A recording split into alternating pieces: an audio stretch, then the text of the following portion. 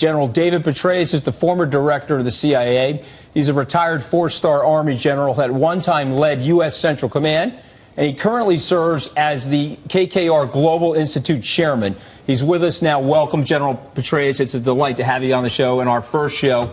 And I might add, on the old program, you are our highest-rated person, sir. Great to be with you again, Anthony. Thanks. So let's start right away.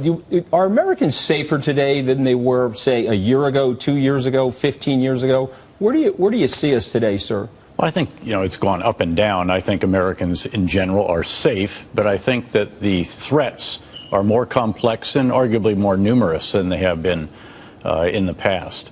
I think if you talk to law enforcement professionals, especially those in the intelligence business, they feel as if they have the kinds of insights that they generally need to prevent attacks, and they're doing a great deal of that, much of it without ever surfacing and seeing daylight, if you will. But they feel also a little bit on edge. They feel worried that they might miss something. They're concerned about the possibility of, again, the so-called lone wolf attacks, the individual who self-radicalizes after reading something in social media from the Islamic State or some other extremist organization. And so they're worried about that. They're working very, very hard to ensure that they can identify and then preempt attacks before they take place. There's a tension right now, sir, between our civil liberties and the need to look into these sorts of phones, decrypt these phones. What's your thoughts on the Apple controversy with the FBI and the Department of Justice? Well, clearly there is a tension here between privacy rights and really rights of technologists, if you will, to make machines that people will buy. And then on the other hand, the legitimate needs of law enforcement and the intelligence agencies to be able to get information from these devices. This is being played out in a very, very public and big way right now. I mean, if you ask me, do I want our government to have the ability to decrypt what someone has on a phone, I'd say yes. Do I want Apple to make a backdoor to enable that? I would say no. So a bit like Mike Hayden, a former NSA and CIA director, I don't think Apple should be compelled to make a backdoor because I think it would make the entire technology so much more unsafe. But on a case-by-case basis, you're saying that we need to get access, sort of like a search and seizure inside the Fourth Amendment Bill of Rights sorts of things. Yeah, I do. But again, we've got to figure out what's the modality for this. What's the mechanism? And I don't think it can be one where, again, there's a universal backdoor that's there, because there's no question that those who wish us ill will find that, will use it for criminal purposes, will use it for other purposes. It's such a hard debate because on the one hand, you want to be able to get that information from that phone. But on the other hand, is Apple being asked to create software that will make everybody vulnerable? Well, that's exactly the question. And, of course, I think, again, along with Mike Hayden, a number of others who have been surprisingly, I think, resistant to the notion that they should be compelled to create software that penetrates their own system.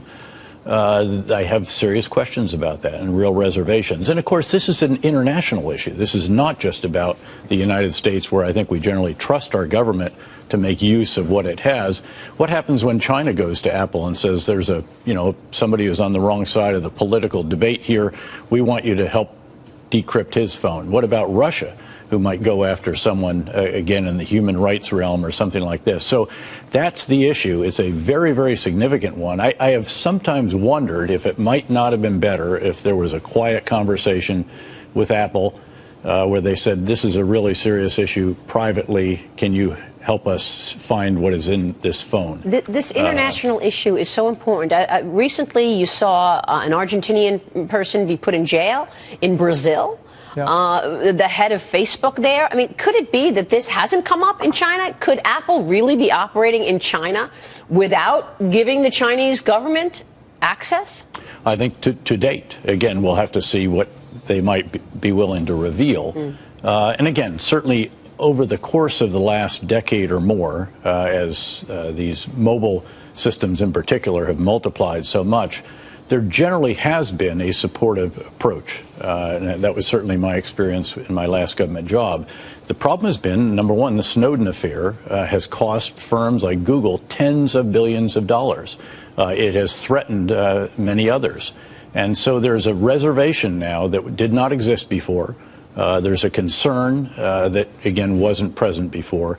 And you can see this sort of ebbing and flowing back and forth. But hey, let's talk about al-Qaeda and ISIS for a second. So this sort of surveillance is helping us put down some terrorist uprisings. Is that fair to say? It is, absolutely. And again, I want our government to have the ability to get insights, as we say, into any kinds of systems that are out there.